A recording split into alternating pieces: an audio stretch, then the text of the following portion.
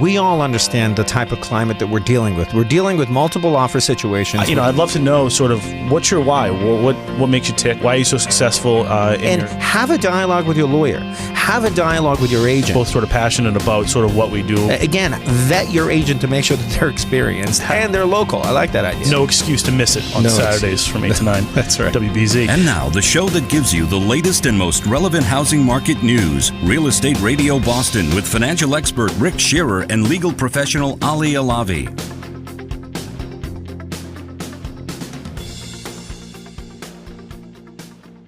This person can't qualify. Now that listing agent has taken it off the market and now they got to go back and resell it. So it's just as important for the listing agent to make sure that the pre-approval is coming from a reputable company, that you can make sure you can get this loan done.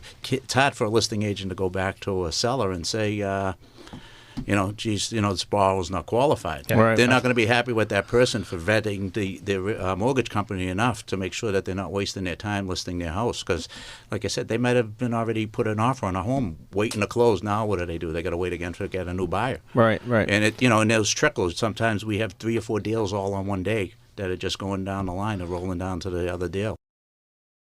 A lot of good things happening in East Boston. Our waterfront is being developed. People from all over the country are calling us on the East Boston market.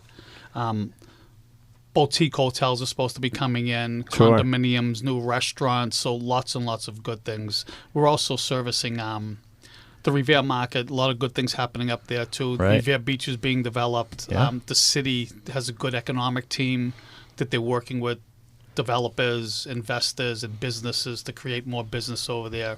In both of these places are within a 5 or 10 minute train ride to Boston, right on the Blue Line. You actually literally, a lot of young professional people are coming in, they're rolling out of bed, and they're into work within 5 or 10 minutes. It's interesting you say this. We had Larry Rideout from Gibson Sotheby's in the studio, really December, I think it was last year. Yeah.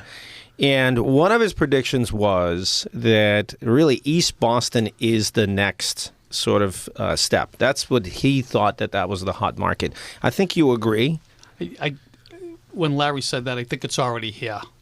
A lot of people think that, okay, if I rent my property today that I currently live in, I'm going to go buy a property, across town or wherever, that I can use that rent.